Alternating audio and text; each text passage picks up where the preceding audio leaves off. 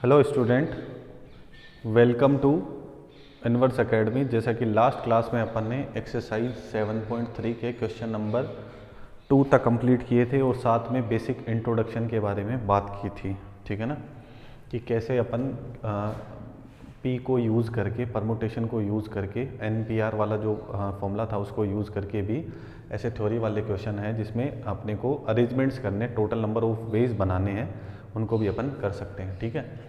तो मैंने आपको ये सजेस्ट करा था कि बॉक्स वाला मेथड है वो हमेशा वर्क करेगा। अब मैं आगे के जो क्वेश्चन है मोस्टली बॉक्स वाले से ही सॉल्व करूंगा, ठीक है। तो पर्टिकुलर किसी बॉक्स के लिए कंडीशन रहती है, जैसे अब इस वाले क्वेश्चन में आप देख लो, आपको इवन बोला है, ठीक है ना। तो इवन नंबर के लिए मैंने आपको स्टार्टिंग में बताया था कि लास्ट में क्या होना चाहिए, आपके पास 2, 4, 6, 8 या 0 ऐसा कुछ होना चाहिए, तो वो क्या बनता है, इवन नंबर बनता है। तो बॉक्स वाला जो मेथड है वो ज़्यादा सूटेबल रहता है, ठीक है। तो थर्ड क्वेश्चन में आपको बोला हुआ है how many 3 digit even number can be made using the digit 1, 2, 3, 4। अब देखो इसमें 5 नहीं है, पर आप फ्लो में लिखोगे तो 1, 2, 3, 4, 5, 6 कर लोगे, है ना। तो 1, 2, 3, 4, 6, 7 टोटल कितने हैं आपके पास, 6 हैं, ठीक है। उसमें से आपको 5 नहीं गिवन है, ठीक है। If no digit is repeated, कोई भी डिजिट रिपीट नहीं हो रहा है, तो अपने को क्या करना है, 3 अंक का नंबर बनाना है, ठीक है ना। वो इवन होना चाहिए, सम संख्या होनी चाहिए। तो मैं क्या करूँगा, 3 बॉक्स बनाऊंगा। लैंग्वेज में आपको बता रहा हूँ, एग्जाम में ऐसे खाली बॉक्स बना के आओगे तो कोई भी नंबर नहीं देगा, ठीक है ना। तो आपको ऐसे बोलना है कि 1 प्लेस पे, 10 प्लेस पे, 100 प्लेस पे, मतलब इकाई पे, दाई पे और यहाँ पे सैकड़ा पे, जो भी आपके पास तरीके बनते हैं तो उन सबको अलग अलग समझाना पड़ेगा। फिर बाद में लास्ट में लिखना है कुल तरीके, total number of ways, total number of arrangements, ठीक है ना। तो बार बार मैं ये सब चीज़ नहीं बोलूँगा, आप ध्यान रखना कि थ्योरी में ऐसे ही लिखना है, केवल बॉक्स बना के आओगे तो कोई भी मार्क्स नहीं देगा, ठीक है। समझने के हिसाब से मैं यहाँ पे समझा देता हूँ, थ्योरी में ज़्यादा लिख नहीं रहा। तो 3 डिजिट का नंबर बनाना है, 3 बॉक्स बना लिए। अब वो कह रहे हैं कि जो नंबर बनना चाहिए 3 डिजिट का, उसमें वो डिजिट रिपीट नहीं होनी चाहिए और वो इवन नंबर बनना चाहिए। तो 3 डिजिट का कोई भी इवन नंबर अपन लिखेंगे, सपोज इनको काम में लेके लिखता हूँ मैं।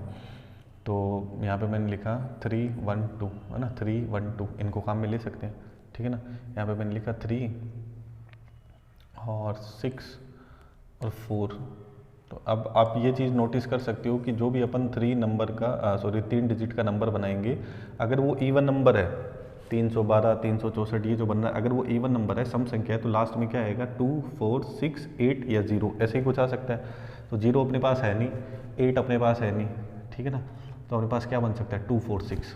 तो यहाँ पे आपको ध्यान रखना है, जो इसका वंस प्लेस है वहाँ पे क्या आना चाहिए, इवन नंबर, तभी ये क्या बनेगा, एक इवन नंबर बनेगा। तो इस बॉक्स को फिल करने के 3 तरीके हो सकते हैं आपके पास, जो आपके पास टोटल डिजिट्स है उसमें से कौन कौन है, 2 है, 4 है, 6 है, ठीक है। टोटल इवन नंबर्स कितने हैं आपके पास, 3 है। तो इस बॉक्स को फिल करने के 3 मेथड हो सकते हैं। क्लियर इतनी बात, ठीक है। अब फिर बोला है कि जो 3 डिजिट का नंबर आपको बनाना है वो इवन होना चाहिए, लेकिन जो भी आप नंबर बनाओ उसमें कोई भी डिजिट रिपीट नहीं होनी चाहिए, कोई भी डिजिट रिपीट नहीं होनी चाहिए, ठीक है। तो यहाँ पे 3 तरीके हो गए, इसका मतलब यहाँ पे या तो 2 आएगा, या 4 आएगा, या 6 आएगा। तो इन 2, 4, 6 में से एक नंबर तो आएगा, कोई सा ही कोई सा। सपोज कि यहाँ पे 2 आ गया, यहाँ पे कौन आ गया, 3 में से, तरीके 3 है लेकिन आएगा तो एक बार में एक ही ना, तो कौन आ गया, 2 आ गया। तो पीछे रिमेनिंग कितने डिजिट्स रह गए, 1, 3, 4, 6, 7, तो कितने रहे, 1, 2, 3, 4, 5, टोटल कितने डिजिट रिमेनिंग रह गए, पीछे 5 डिजिट रिमेनिंग रह गए। अब ऐसा मैं क्यों बोल रहा हूँ, क्यों, उन्होंने बोला रिपीटेशन अलाउ नहीं है। तो इस वाले बॉक्स में पाँचों में से कोई भी आ सकता है, ठीक है ना, पाँचों में से कोई भी आ सकता है, मतलब 1 भी आ सकता है, 3 भी, 4 भी, 6 भी, 7 भी। फिर कोई सा एक आएगा कि सपोज वहाँ पे 1 आ गया, फिर पीछे रिमेनिंग कितने हैं, 4 ही डिजिट है, 3, 4, 6, 7। तो इसको फिल करने कितने तरीके हो जाएंगे, 4। क्लियर है। तो total number of ways, total number of ways कितने हो जाएंगे, 5 × 4 20 × 3 कितना मिल जाएगा, 60। क्लियर है। या फिर आप अलग अलग ऐसे कर सकते हो, देखो अलग अलग एक तरीका और क्या हो सकता है कि सपोज यहाँ पे 2 आया, इवन नंबर है, तो कौन आया, 2 आया, ठीक है। तो 2 तो क्या हो गया, 2 को आने का एक ही तरीका है, ठीक है। तो टोटल आपके पास कितने थे, 6 में से एक डिजिट आ गया, कौन, 2, तो पीछे रिमेनिंग कितने रहे, 5 और 4, तो ये कितना बना, 20। क्लियर। फिर आपको वापस देखना है कि यार इवन नंबर चाहिए, तो 4 भी तो आ सकता है, 4 अपने पास है, तो आपने बोल दिया कि लास्ट वाले में यहाँ पे 4 आएगा, तो 4 आने का एक ही तरीका है, ठीक है। तो फिर पीछे रिमेनिंग कितने रहेगी, 5 × 4, तो उसके भी कितने बन गए 20। फिर आप ऐसे कर सकते हो कि यार 2 4 है, अब लास्ट में मेरा 6 आ गया, तब भी इवन नंबर बनेगा, तो 6 आने का एक ही तरीका है कि 6 आएगा, सही है। और पीछे रिमेनिंग कितने, फिर से 5 4, तो कितने बने 20, तो 2 4 6 है ना। तो मैंने एक साथ यहाँ पे 3 कंडीशन ले ली, तो 20 × 3 60 हो गया, यहाँ 20 20 20 अलग बन गया, सम करोगे तो वापस क्या बनेगा 60 ही बनेगा। क्लियर है, आई होप आपको अच्छे से समझ आ गया होगा। देखते हैं नेक्स्ट क्वेश्चन, ठीक है। नेक्स्ट जो 4th क्वेश्चन है उसमें आपको 4 डिजिट का नंबर बनाना है, ठीक है। और डिजिट्स कौन कौन से यूज़ लेने हैं, 1 2 3 4 5, कौन कौन से डिजिट काम में लेनी है, 1 2 3 4 5, ठीक है। और 4 डिजिट का नंबर बनाना है, ठीक है। और वहाँ पे कोई भी डिजिट रिपीट नहीं होना चाहिए। एक तो ये क्वेश्चन है इसमें, और उसके बाद बोला इसमें से इवन नंबर कितने होंगे, ठीक है ना। तो दोनों का ही आंसर अपन लिख लेते हैं। तो पहले तो सिंपल सा 4 डिजिट का नंबर बनाना है, तो अपन 4 बॉक्स बना लेंगे, ठीक है। थ्योरी कैसे लिखनी है मैंने आपको बार बार बता दिया, ठीक है ना। अब बॉक्स में अभी पहले इवन नंबर की बात नहीं करते हैं, पहले टोटल नंबर ऑफ वेज देखते हैं कि 4 डिजिट के कितने नंबर बना सकते हैं जब कोई भी डिजिट रिपीट नहीं हो रहा है, ठीक है। तो टोटल आपके पास डिजिट्स कितनी है, टोटल 5 है, 1 2 3 4 5, ठीक है। तो यहाँ पे 5 में से कोई भी आ सकता है। इस बॉक्स को फिल करने के 5 तरीके हो सकते हैं। सपोज यहाँ पे 3 आ गया, तो फिर पीछे कितना रहा 4, फिर 3 और फिर 2। क्लियर है। तो ये कितना हो गया 5 × 4 20, और 3 × 2 क्या हो गया 6, तो 6 × 20 क्या हो गया आपके पास 120। तो टोटल आपके पास जो 4 डिजिट के नंबर बनेंगे वो कितने बनेंगे 120 बनेंगे, ठीक है, जब कोई भी डिजिट आपके पास रिपीट नहीं होगी। क्लियर इतनी चीज़। अब बोला है कि इसमें से इवन नंबर कितने होंगे, ठीक है ना, इवन नंबर कितने होंगे। तो अब अपन इवन के हिसाब से बात करते हैं। अब इसमें कंडीशन आ गई इवन नंबर की। तो इवन नंबर के लिए फिर से सेम जैसे अभी लास्ट वाला क्वेश्चन करा था, तो मैंने 4 बॉक्स बना ली, ठीक है। इवन नंबर आने के लिए लास्ट डिजिट उसकी क्या होनी चाहिए इवन। और आपके पास कौन कौन है काम में लेने के लिए डिजिट्स 1 2 3 4 5, ये क्वेश्चन में गिवन है। तो यहाँ पे आप देखोगे इवन नंबर होना चाहिए, तो या तो यहाँ पे 2 आ सकता है या यहाँ पे 4 आ सकते हैं। आने को तो 6 8 और 0 भी आ सकता है, लेकिन वो अपने पास है ही नहीं डिजिट पुट करने के लिए। तो कौन कौन आ सकता है 2 4, मतलब इस बॉक्स को फिल करने के कितने तरीके हो सकते हैं, 2 तरीके हो सकते हैं, ठीक है ना, कि कौन आ सकता है, या तो 4 आएगा या 5 आएगा। क्लियर है। अब बोला है कि डिजिट रिपीट नहीं होनी चाहिए, है ना। तो 4 5 मैं बोल रहा हूँ इवन नंबर आएगा तो या तो 2 आएगा या 4 आएगा, सॉरी, है ना। अगर इवन नंबर बनेगा तो या तो 2 आएगा या 4 आएगा। तो इस बॉक्स को फिल करने के 2 तरीके हो गए। अब कोई भी डिजिट रिपीट नहीं होना चाहिए, है ना। तो सपोज यहाँ पे 4 आ गया, ठीक है, 4 आ गया, तो पीछे रिमेनिंग कितने रहे अपने पास 4, है ना। जैसे सपोज यहाँ पे 4 आ गया, तो पीछे टोटल डिजिट कितनी रही अपने पास 4 रही। समझ में आ रही है बात। तो 4 में से कोई भी आ सकता है, 4 में से कोई भी आ सकता है। सपोज कि 5 आ गया, फिर कितने रहे पीछे 3, फिर सपोज 1 आ गया, तो फिर पीछे कितने रहे 2। क्लियर है। तो ये क्या बना 4 × 3 12, और 12 × 4, तो ये कितना बनेगा 48। टोटल कितना बनेगा 48। तो जो 4 डिजिट के नंबर बनाने हैं जिसमें अपने को यूज़ करना है 1 2 3 4 5, टोटल कितने डिजिट है अपने पास 5 डिजिट्स थी। इनको यूज़ करके टोटल डिजिट्स कितने बना सकते हैं जब कोई भी डिजिट रिपीट नहीं हो, तो वो तो बनेगी 120, ठीक है। और उसमें से इवन नंबर कितने बनेंगे 48। अब अगले का ये भी क्वेश्चन हो सकता है कि आप बताओ कि ओड कितने बनेंगे। तो जैसे इवन के लिए काम किया वैसे ओड के लिए काम कर लो। तो इवन के लिए तो क्या है 2 4 6 8 0 ऐसा कुछ आना चाहिए। तो इवन में वो नहीं आना चाहिए, बाकी रिमेनिंग अलग से निकाल सकते हो। या फिर क्या कर सकते हो, जो टोटल आपके पास बना है, जो टोटल आपके पास बना है कितना बना है 120, उसमें से आप इवन माइनस कर दो, इवन वाले माइनस कर दो 48, सही है। तो ये किसका मिल जाएगा आपको ओड का मिल जाएगा। टोटल जो आपके पास बना है 120, उसमें से 48 इवन वाले माइनस कर दो तो क्या आ जाएंगे ओड वाले आ जाएंगे। क्लियर हो रही है चीज़। तो ऐसे भी पूछ सकते हैं, या फिर आप अलग से जाओ तो अलग से ऐसे बॉक्स बना के भी ओड को कैलकुलेट कर सकते हो। ये भी एक टाइप का अलग क्वेश्चन आपके पास बन सकता है, ठीक है। नेक्स्ट आपके पास है क्वेश्चन नंबर 5, जिसमें बोला हुआ है from a committee of 8 persons, from a committee of 8 persons in how many ways can we choose a chairman and a vice chairman assuming 1 person can not hold more than 1 position, ठीक है। तो total आपके पास 8 लोग हैं, उसमें से एक को चेयरमैन बनाना है, एक को वाइस चेयरमैन बनाना है ना। और डिजिट रिपीट नहीं हो रही है। अब आप बोल रहे हो कि सर आप डिजिट की बात क्यों कर रहे हो, तो यहाँ तो पर्सनस है ना, तो इसमें कुछ ऐसा सही आपको कॉन्सेप्ट गिवन है जिसमें आपको रिपीटेशन अलाउ नहीं करना है। रिपीटेशन अलाउ नहीं करना है, इट मीन्स जो चेयरमैन बन गया ना वो वाइस चेयरमैन नहीं बन सकता, मतलब एक आदमी 2 पोजीशंस नहीं ले सकता। इसका मतलब क्या हुआ कि रिपीटेशन अलाउ नहीं है ना। तो बहुत सिंपल सा फॉर्मेट है इसमें, ठीक है। अगर आप इसमें परम्यूटेशन मतलब पी वाला कॉन्सेप्ट यूज करना चाहो तो वो भी कर सकते हो कि टोटल कितने हैं 8 और अरेंज कितनों करना है 2 को, तो क्या आएगा factorial 8 upon factorial 8 minus 2। NPR का फॉर्मूला था ना अपने पास factorial n upon factorial n minus are, तो फैक्टोरियल 8 यहाँ पे 8 माइनस 2 आएगा फैक्टोरियल 6। इस पे मैं 6 पे ब्रेक लगा लूँगा, 8 7 6 और फिर आ जाएगा 6, तो 6 से 6 कैंसिल हो जाएगा, 8 इंटू 7 आ जाएगा 56,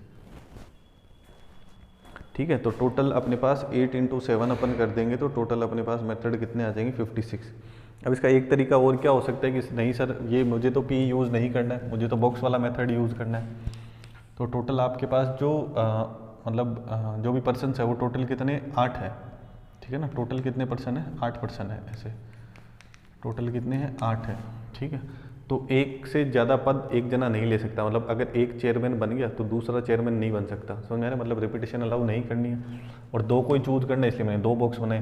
तो 8 में से कोई भी एक चेयरमैन बन सकता है ना, रामलाल श्यामलाल जो भी कोई होगा कोई भी बन सकता है, ठीक है। फिर सपोज जो एक बन गया वो तो हट गया, तो पीछे रिमेनिंग कितने रहेंगे 7, तो उसमें से एक क्या बनेगा वाइस चेयरमैन बनेगा, क्लियर है। तो फिर कितना आएगा 56 आएगा। तो ऐसे ही आपको थ्योरी में लिखना है, ऐसे ही आपको क्या करना है थ्योरी में लिखना है कि भाई वहाँ पे टोटल जो आपके पास पर्सन है वो कितने टोटल 8 है, तो उनमें से कोई भी एक चेयरमैन बन सकते हैं। तो टोटल नंबर ऑफ वेज कितने हो जाएंगे चेयरमैन को सिलेक्ट करने की 8, ठीक है। और 8 में से आपके पास एक चेयरमैन बन गया तो पीछे रिमेनिंग कितने रहे आपके पास 7, तो उन 7 में से कोई भी क्या बन सकता है एक वाइस चेयरमैन बन सकता है। बाद में फंडामेंटल प्रिंसिपल ऑफ काउंटिंग, ठीक है ना, 8 इंटू 7 टोटल कितने वेज हो सकते हैं चूज करने के 56 वेज हो सकते हैं, क्लियर है। नेक्स्ट आपके पास है 6th क्वेश्चन जिसमें आपको क्या करना है n की वैल्यू फाइंड आउट करनी है, ठीक है। NPR का जो अपन ने फॉर्मूला सीखा था उसी को काम में लेके तो क्वेश्चन में लिख लेता हूँ एक बार। क्वेश्चन आपके पास है n-1 P3 n-1 P3 इस टू रेशियो है NP4 का इक्वल टू 1:9, ठीक है। तो यहाँ पे आपको क्या करना है n की वैल्यू फाइंड आउट करनी है, ठीक है। तो जब रेशियो गिवन होता है तो ये रेशियो का छोटा सा कॉन्सेप्ट जब अनुपात वाला आता है तो आपने छोटी क्लासों में पढ़ा होगा A/B इक्वल टू C/D, ऐसा कुछ है। तो मैं क्या लिख सकता हूँ A/B इक्वल टू C/D, ऐसे लिख सकते हैं अपन, है ना। तो ऐसा कुछ बनता है, तो यही चीज़ यहाँ पे बन रही है तो अपन इसको ऐसे लिख लेंगे और फिर अपन P का जो अपना फॉर्मूला है उसको अप्लाई कर देंगे। तो इसको ऐसे लिख सकते हैं n-1 P3 upon NP4, n-1 P3 upon NP4 equal to 1/9, सही है।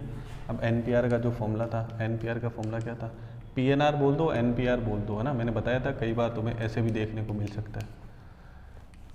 तो factorial n upon factorial n-r, तो यहाँ पे फॉर्मूला अप्लाई करो। अप्लाई करोगे तो क्या क्या बनेगा, देखो फैक्टोरियल n बोला है सबसे पहले, फैक्टोरियल n, तो अपना n कितना है यहाँ पे n-1, तो फैक्टोरियल n-1 अपॉन फैक्टोरियल क्या आएगा n-r, तो यहाँ पे क्या है 3 है, तो n-1 -3, तो ये तो बना n माइनस आर, आर कितना 3, तो n-1 -3 क्या बन गया ये n-4, क्लियर। अपॉन फिर क्या है NP4, तो क्या आएगा factorial n upon factorial n-r, तो n-4 इक्वल टू में क्या है 1/9। तो यहाँ पे देखो फैक्टोरियल n-4 और n-4 ये तो सेम है, ये कैंसिल हो जाएगा, ठीक है। अब न्यूमरेटर में आपके पास है n-1 और डिनोमिनेटर में आपके पास है फैक्टोरियल n, अंश और हर में जो रह गया रिमेनिंग उसको मैंने लिख लिया, इक्वल टू क्या है 1/9, सही है। अब अपने को पता है कि फैक्टोरियल n का जो अपन ने फॉर्मूला पढ़ा था उसमें क्या था n, फिर एक स्टेप और आगे जाएंगे तो n-1 ना, फैक्टोरियल n-1। सपोज अपने को 2 स्टेप आगे चलना है, वो तो क्वेश्चन में डिसाइड होगा, मैंने आपको पहले ही बोला था कि कहाँ पे जाके आपको ब्रेक लगाना है वो क्वेश्चन में पता चलेगा आपको। तो यहाँ पे सपोज मैं n-1 पे रुक गया किसी क्वेश्चन में, सपोज यहाँ पे n-1 की जगह n-2 रहेगा, तो मैं n-1 फिर क्या लिखूँगा n-2 ऐसे लिखूँगा। समझ में आ रही है बात? तो इसी को अपन काम में लेते हैं।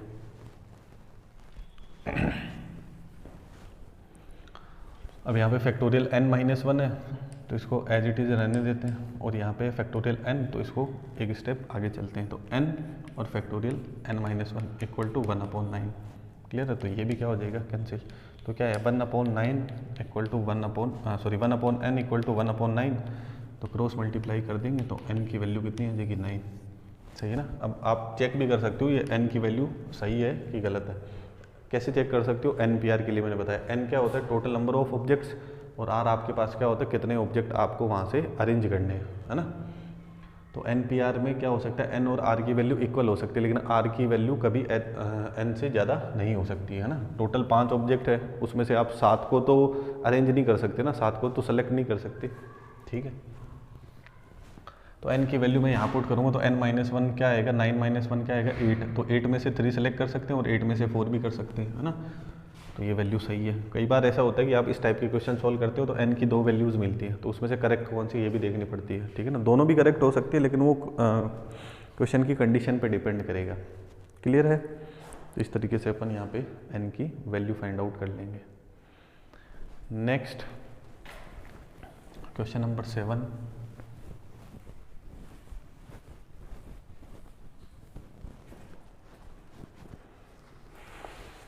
इसी तरीके का फॉर्मेट क्वेश्चन नंबर 7 में है। ठीक है, वहाँ पे आपको r की वैल्यू फाइंड आउट करनी है। क्वेश्चन नंबर 7 में r की वैल्यू फाइंड आउट करनी है। फर्स्ट आपके पास है 5pr equal to 2 into 6pr-1। इसमें सेकंड क्वेश्चन भी है। ठीक है ना? तो ये वाला मैं कर रहा हूँ, ठीक है, और ये वाला आप खुद ट्राई करना। 5pr इक्वल टू 6pr-1, है ना? इन दोनों में ज़्यादा फर्क नहीं है, बस यहाँ पे 2 मल्टीप्लाई में एक्स्ट्रा दे रखा है, यहाँ पे 2 मल्टीप्लाई में एक्स्ट्रा नहीं है। जब मैं फर्स्ट बता दूंगा तो सेकंड आप इजीली कर सकते हो। ठीक है, तो r की वैल्यू को कैलकुलेट करना है यहाँ पे। तो अगेन अपन वापस वही फॉर्मूला यूज़ करते हैं। ठीक है ना? पहले इसको सॉल्व करते हैं अपन 5pr को, तो क्या आएगा फैक्टोरियल 5 अपॉन फैक्टोरियल n-r, तो क्या होगा 5 - r। Clear? Equal to 2 6pr-1 है, तो क्या आ जाएगा फैक्टोरियल 6 अपॉन फैक्टोरियल n-r। तो यहाँ पे कितना है 6 और माइनस r कितना है r-1। NPR का जब फॉर्मूला लगाते हैं ना, बहुत सारे स्टूडेंट मिस्टेक करते हैं, इसमें केवल -r-1 लिख देते हैं, लेकिन ये r-1 पूरा आएगा। जब ये माइनस ब्रैकेट के अंदर जाएगा तो -r+1 हो जाएगा। फॉर्मूला क्या होता है factorial n upon factorial n-r, ऐसे लिखते हैं। अब r की जगह यहाँ पे क्या है, एक मतलब ऐसे मान सकते हो कि 2 वैल्यूज़ है, तो 2 वैल्यूज़ है तो आप माइनस करोगे तो दोनों वैल्यू के अंदर माइनस ट्रांसफ़र होगा। क्लियर है? तो factorial 6 upon factorial 6 minus r होगा, तो r की जगह क्या है आपके पास r-1, तो 6 माइनस ब्रैकेट में मैंने क्या लिख दिया r-1। ठीक है ना? तो ऐसे छोटे छोटे चीज़ों का ध्यान रखना है, अगर आपने गलती कर दी तो पूरा क्वेश्चन गलत हो जाएगा फिर। तो factorial 5 minus r equal to 2 factorial